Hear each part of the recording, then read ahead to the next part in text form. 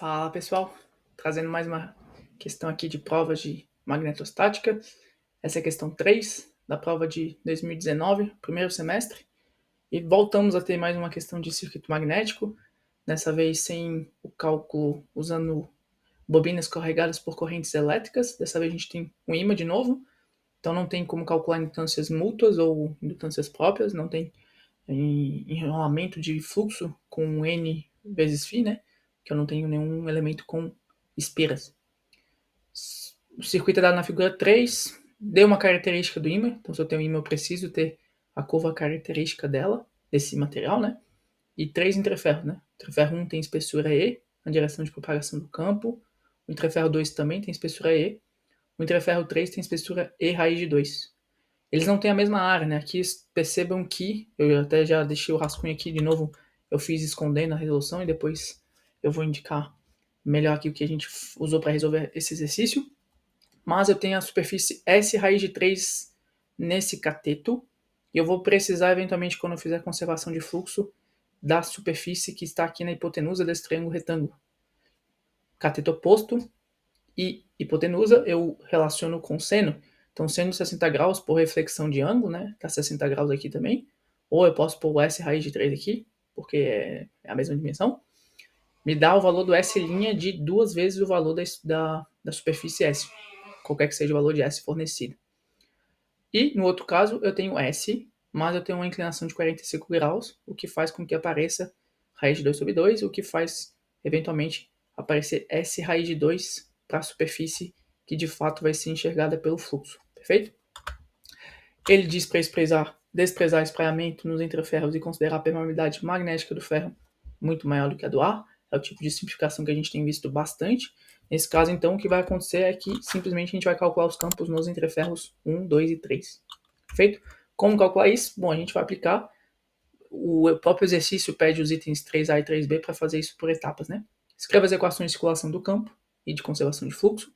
Tenho 3 interferros e o campo no ímã, então eu tenho 4 variáveis, eu preciso escrever 4 equações. E no item B, calcular o valor do campo magnético em cada interferro no ímã e a indução magnética do ímã.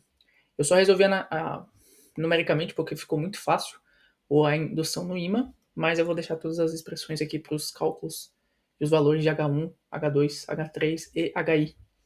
Teria como resolver usando aquele formato matricial que eu resolvi eu indiquei em um outro exercício, mas nesse daqui foi tudo resolvido por substituição. Começando então no item 3A, a gente basicamente escreve as equações de linha de campo e conservação de fluxo. Eu faço uma linha amperiana que sai do ímã, passa pelo interferro 1, pelo interferro 2 e volta, e aí eu tenho campo no ímã vezes 2 vezes E, que é o tamanho do ímã, mais o campo H1 vezes E, que é a espessura do interferro 1, mais o campo H2 vezes E, que é a espessura do interferro 2. Isso dá zero porque eu não tenho corrente, então eu não tenho fonte de fluxo NI. Eu tenho a fonte por conta da indução remanente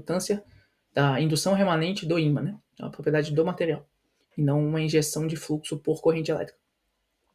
Se eu agora, ao invés de descer pelo 2, eu desço pelo interferro 3, eu continuo tendo HI2E, continuo tendo H1E, e aí eu passo a ter H3E raiz de 2.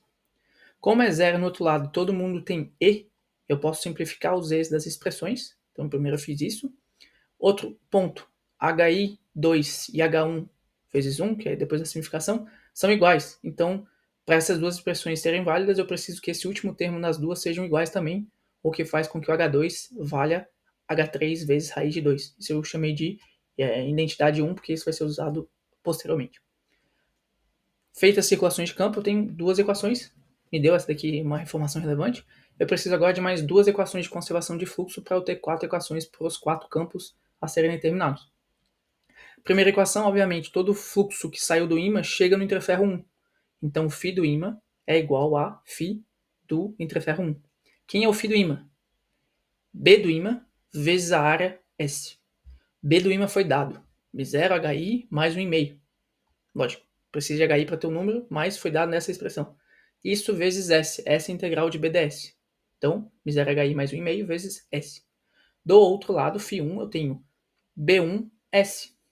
Só que B1, nesse caso, como é no ar, é M0, permeabilidade magnética do ar, vezes o campo magnético no interferro 1. M0H1 vezes 2S, porque a gente viu que o S' para o interferro 1 é 2 vezes o valor de S. S é igual dos dois lados, eu posso simplificar. Eu fico com μ0hi mais 1,5 na esquerda, 2 dessa identidade da área, vezes μ0h1 na direita. Posso dividir tudo por μ0. Eu fico com hi, 1,5 sobre μ0, porque não tem μ0, eu não posso simplificar. 2h1, porque o termo com h1 também tinha μ0, eu simplifiquei. Isso eu chamei de identidade 2. A última equação de conservação de fluxo é: todo fluxo que veio do ímã e atravessou o interferro 1 pode ir ou para o interferro 2 ou para o interferro 3.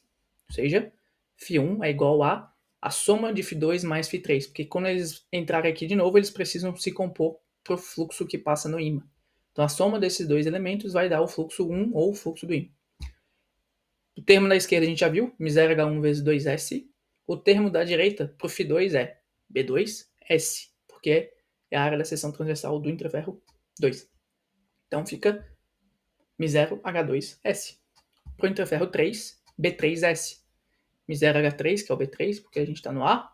O valor de S' para o interferro 3 a gente viu que é S raiz de 2.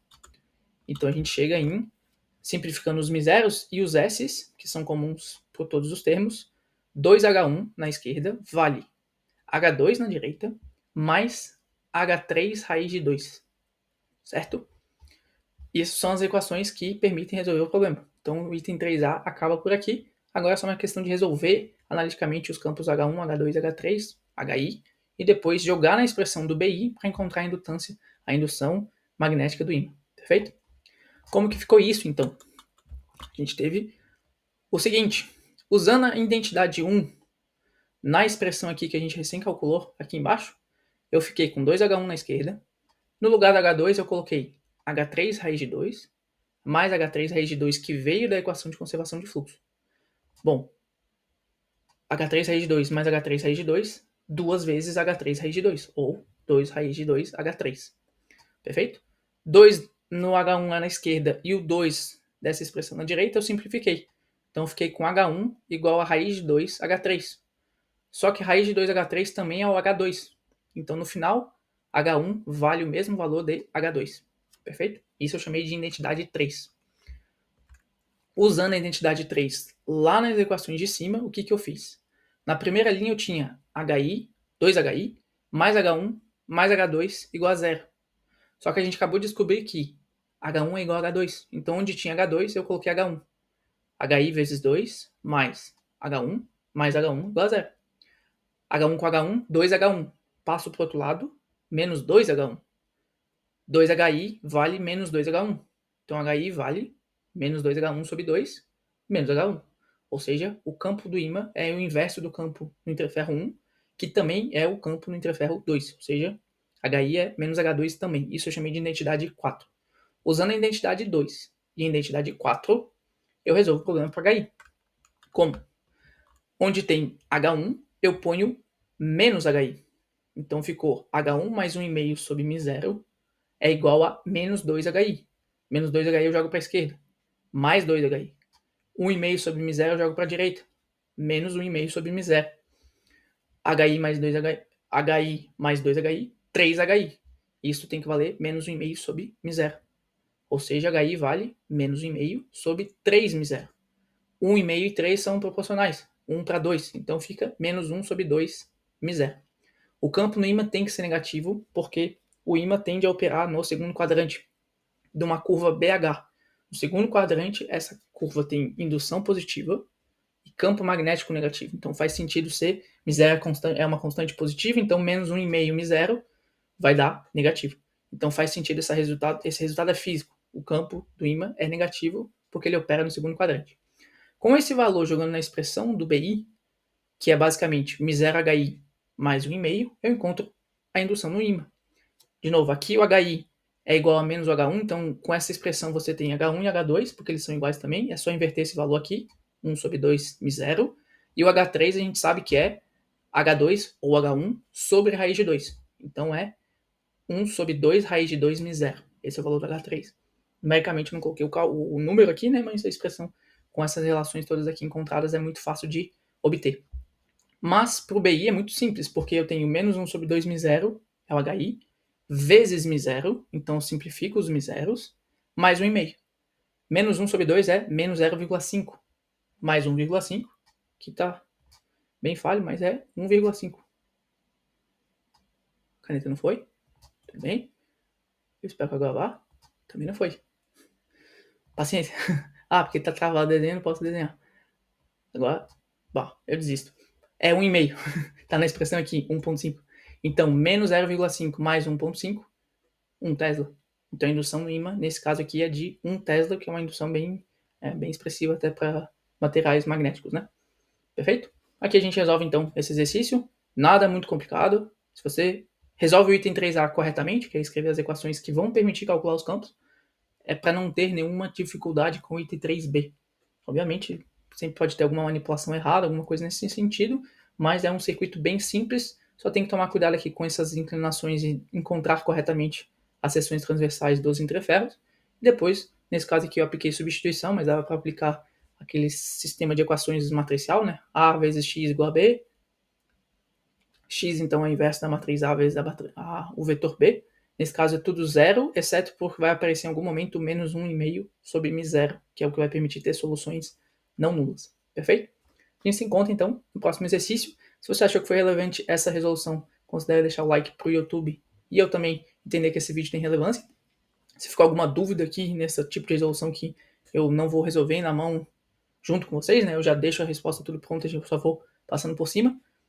Sempre pode deixar nos comentários alguma pergunta que eu posso estar eventualmente respondendo para vocês. Perfeito? Até uma próxima.